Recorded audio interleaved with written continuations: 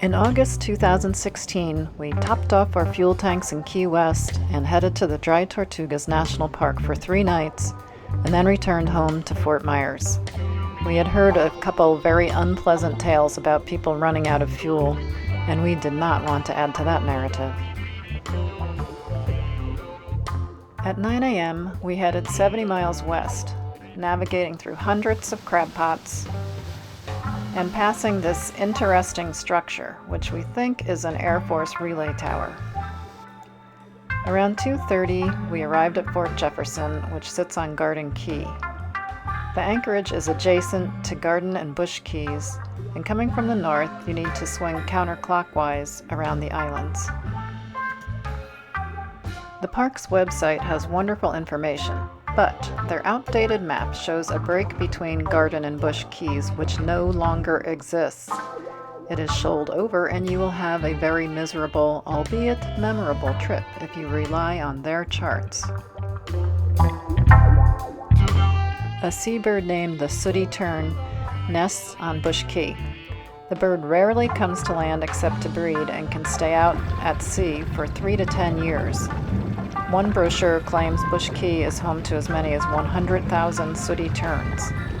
They request people stay away from their nesting area, and buoys mark its boundaries.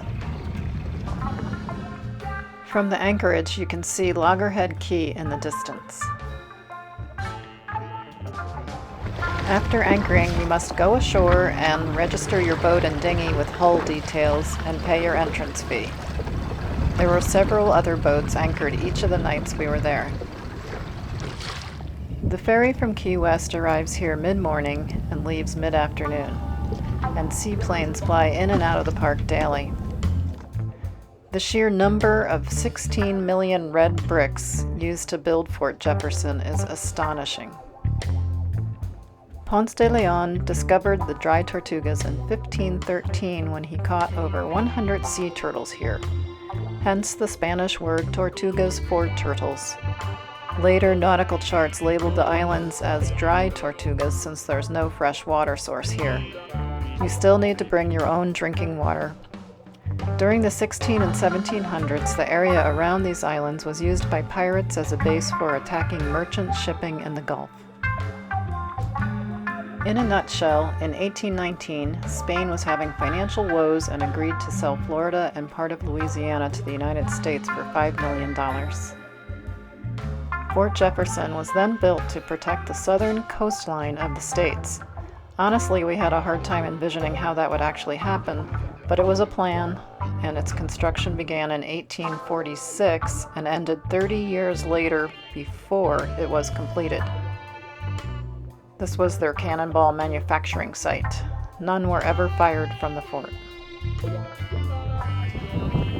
In 1935, the fort was designated a national monument, and in 1992, it was upgraded to a national park.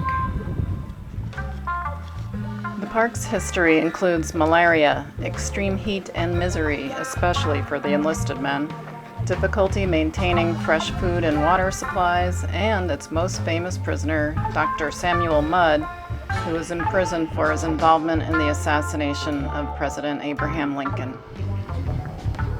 The snorkeling alongside the fort is wonderful, and all of the park rangers we met were very enthusiastic and helpful.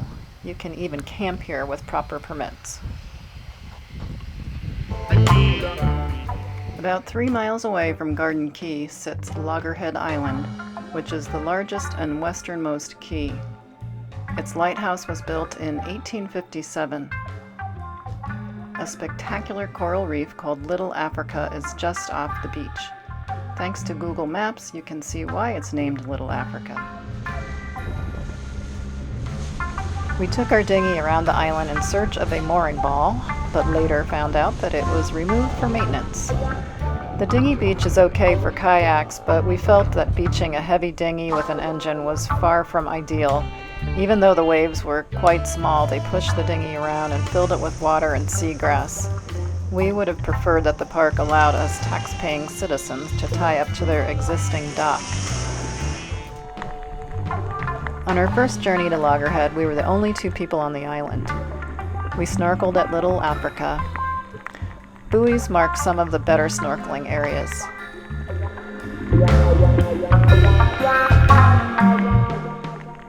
The countless beautiful fish at Little Africa Reef was the highlight of the park for us. There are other spectacular places to snorkel or dive in the park, but our dinghy was acting up and we didn't want to visit Cuba on this trip. And speaking of Cuba, there were several boats that had recently made their way to Garden Key.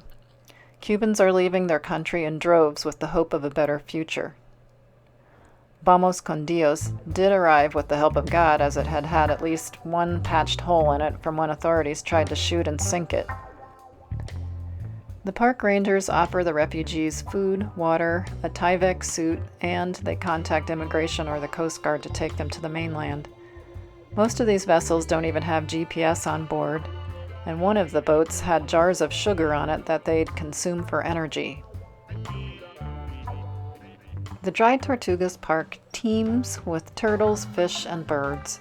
It really is a gem within the park system, and after spending several months on foreign islands in recent years, we think that Americans can definitely be proud of how well our rangers maintain this park.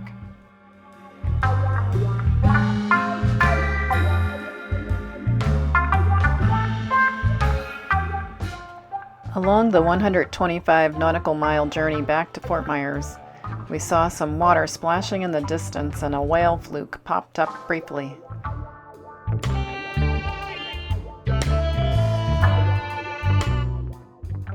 It can be a lonely planet out there. We didn't see any boats until we came very close to water just south of Fort Myers. Anyway, the Dry Tortugas National Park is definitely off the beaten path, but it's worth exploring at least once in a lifetime.